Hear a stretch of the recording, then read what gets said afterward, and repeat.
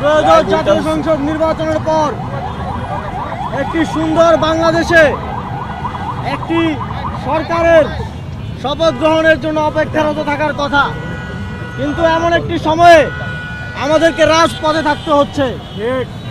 কারণ 2018 সালে ফ্যাসিবাদী আওয়ামী লীগ শেখ হাসিনা ক্ষমতায় থাকতে যেমন ধানের শীষে ভোট দেওয়ার কারণে, নৌকায় ভোট না দেওয়ার কারণে নোয়াখালীর সুবর্ণচরে আমার বোনকে ধর্ষণ করা হয়েছিল, ঠিক একইভাবে হাতিয়ায়, একই নোয়াখালীর হাতিয়ায় শাপলাকলিতে ভোট দেওয়ার কারণে আমার এক বোন ধর্ষণের শিকার হয়েছে। আপনারা দেখেছেন নির্বাচনী প্রচারণার সময় যারা 2018 সালে ধর্ষণের সাথে জড়িত ছিল তাদেরকে বিএনপি তাদের নির্বাচনী প্রচারণায় কাজে লাগিয়েছে। আমরা সেদিনে বুঝেছিলাম বিএনপি সেই ধর্ষকদেরকে নির্বাচনী প্রচারণায় শেল্টার দেওয়ার মধ্য দিয়ে আবারও মা বোনদেরকে একটা মেসেজ দিতে চেয়েছে, যদি এবারও বিএনপিতে ধানের শীষে ভোট না দেওয়া হয় তাহলে মা বোনদের একই পরিণতি হতে চলেছে।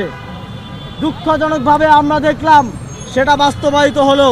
গতকালকে হাতিয়াতে আমাদের সেখানকার প্রার্থীকে শাপলাকলিতে ভোট দেওয়ার কারণে 3 সন্তানের জননীকে সেখানে গণধর্ষণ করা হলো। অত্যন্ত লজ্জার সাথে আমরা দেখছি বাংলাদেশের মিডিয়া যেন শপথ গ্রহণের আগেই বিএনপিকে তারেক রহমানের সামনে সেজদায় রত হয়েছে।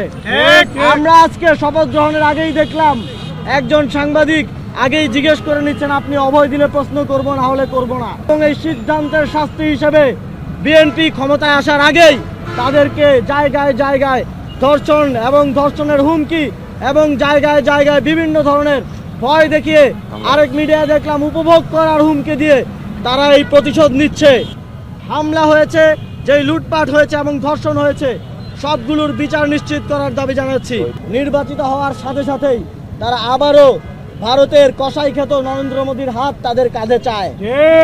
আমরা বাংলাদেশের জনগণ শেখ হাসিনার ফ্যাসিবাদী সরকারের সময়ও 2021 সালে মোদী বিরোধী আন্দোলনে আমাদের ভাইয়েরা জীবন দিতে চিন্তা করে নাই। মোদী যখন বাংলাদেশে আসতে চেয়েছিল, শেখ হাসিনা যখন মোদীকে এই দেশে নিয়ে এসেছে, একদিকে মোদীকে নিয়ে তারা ফুল দিয়ে বরণ করেছে, আরেকদিকে বাংলাদেশের জনগণ, বাংলাদেশের তরুণরা রক্ত দিয়ে রাজপথকে বরণ করেছে। সুতরাং আপনারা আবারও যেই কসাইরা এই দেশে আধিপত্যবাদ কায়েম করেছে, যেই কসাইদের লেসপেন্সাররা এই দেশে ফাঁসিবাদ কায়েম করেছে, তাদের হাত কাঁধে নিয়ে আবারও বাংলাদেশে জুলুমতন্ত্র কায়েমের স্বপ্ন দেখবেন না। আমরা জাতীয় নাগরিক পার্টির পক্ষ থেকে বলছি, আধিপত্যবাদের বিরুদ্ধে, সার্বভৌমত্বের পক্ষে আমরা এই নির্বাচনে আপনাদের থেকে ম্যান্ডেট চেয়েছি, আপনারা ম্যান্ডেট দিয়েছেন।